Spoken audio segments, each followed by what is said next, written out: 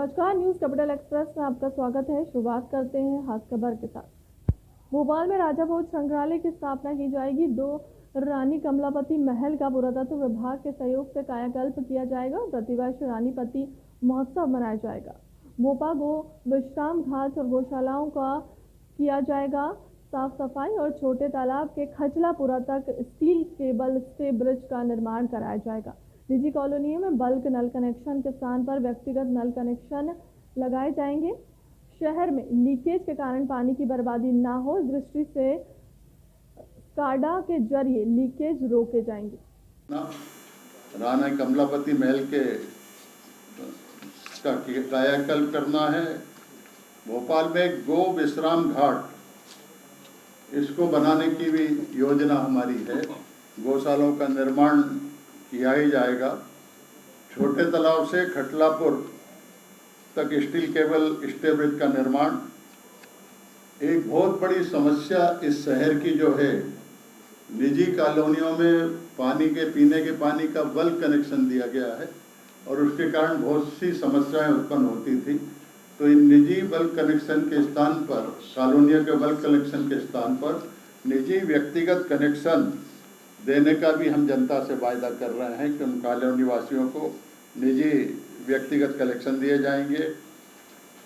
Leakage की जो बार बार समस्या आती है, इसके लिए और क्या निदान हो सकता है, कैसे उसकी मेंटेनेंस और चिंता से की जाती है, ये बात भी ध्यान में रखी जाएगी। मीट मार्केट जगह जगह हमने देखा है कि दुकानें बड़ी खुले में रहती है और सभी वर्ग को तकलीफ देती है, और इसलिए कवर्ड मीट मार्केट सब दूर बने, ये भी हमारा जनता से वायदा है। आधुनिक फल फूल सब्जी मंडी, भोपाल वैसे तो तालों की नगरी कही जाती है, लेकिन ये वाटर प्लस शहर भी बने, इसकी चिंता भी हमारी निगम करेगी। कोकटा ट्रांसपोर्ट नगर, बाग सेवनिया में अत्याधुनिक बस डिपो का निर्माण, सीएनजी बसों की संख्या बढ़ाना, हितग्राही मूलक योजनाओं का लाभ प्रत्येक हितग्राही तक पहुँचे, पात्र व्यक्ति तक पहुँचे, इस व्यवस्था को सुदृढ़ किया जाएगा।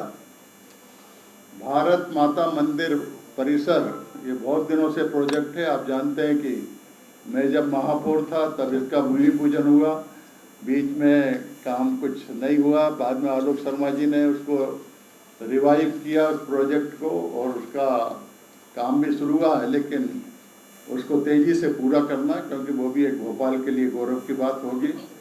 आवश्यकता अनुसार आकर कार्नर, चौपाटी, दशहरा मैदानों का यथोचित विकास, प्रमुख बाजारों को अत्याधुनिक और सुव्यवस्थित बनाना, चिन्हित वार्ड्स को जीरो वेस्ट वार्ड बनाने का काम शुरू हुआ है, उसको करना, और धीरे धीरे सभी वार्डों में इसको लागू करना।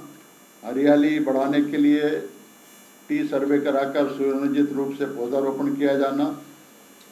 विद्युत खर्च को कम करने के लिए भोपाल नगर निगम की सभी इमारतों पर सोलर प्लांट लगाए जाएंगे।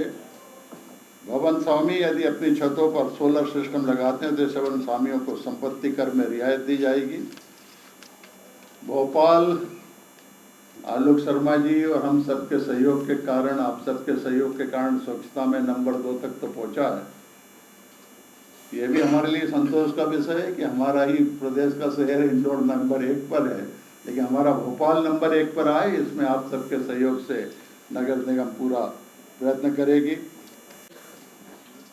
भारतीय जनता पार्टी ने ये तय किया था कि हम नगरीय निकाय चुनाव की दृष्टि से पूरे राज्य का एक अपना घोषणा पत्र, संकल्प पत्र जारी करेंगे। वो माननीय मुख्यमंत्री जी के कर कमलों से जारी हो गया, और इसी प्रकार सभी जो 16 नगर निगम हैं हमारे, वहाँ का इंडिविजुअल अपना अपना घोषणा पत्र भी जारी होगा।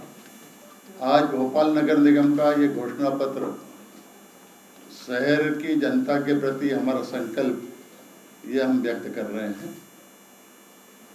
घोषणा पत्र किसी भी पार्टी का, उसके विचारधारा का, उसके कार्यकर्ताओं का जनता के प्रति संकल्प का एक वचन पत्र है, ऐसा हम मानते हैं। और भारतीय जनता पार्टी की ये परंपरा रही है किसी भी चुनाव में हमने कोई घोषणा पत्र जारी किया है, उस घोषणा पत्र के आधार पर, उस घोषणा पत्र को सामने रखकर हम काम करते हैं। विधानसभा चुनाव हो, लोकसभा चुनाव हो या नगरीय चुनाव हो। पिछले हमारे महापौर श्री आलोक शर्मा जी के नेतृत्व में शहर की विकास की जो गति थी उसको और आगे बढ़ाना, उनके द्वारा प्रारंभ किए गए अधूरे कार्यों को पूरा करना और केंद्र की हमारी श्री नरेंद्र मोदी जी के नेतृत्व वाली सरकार और मध्य प्रदेश की माननीय शिवराज सिंह जी चौहान के नेतृत्व वाली सरकार द्वारा विभिन्न प्रकार के प्रोजेक्ट्स के लिए जो फंड्स जारी किए गए हैं, उन योजनाओं को तेजी से पूरा करवाना, ये हमारा प्रमुख लक्ष्य है। और इसके साथ ही इस भोपाल शहर की पहचान पुनर्स्थापित करना और भोपाल शहर की आवश्यकता के अनुरूप यहाँ का विकास करना, गरीबों के कल्याण के काम करना, इन बातों को ध्यान में रखते हुए घोषणा पत्र बनाया है। आप सब ये भी जानते हैं कि इस घोषणा पत्र को बनाने के पहले हम सबने भोपाल के नागरिकों के विभिन्न वर्गों के सुझाव भी आमंत्रित किए थे, उनसे चर्चा भी की थी। उनके सुझावों को भी ध्यान में रखा गया है और कर सकने योग्य कामों को इसमें शामिल किया गया है।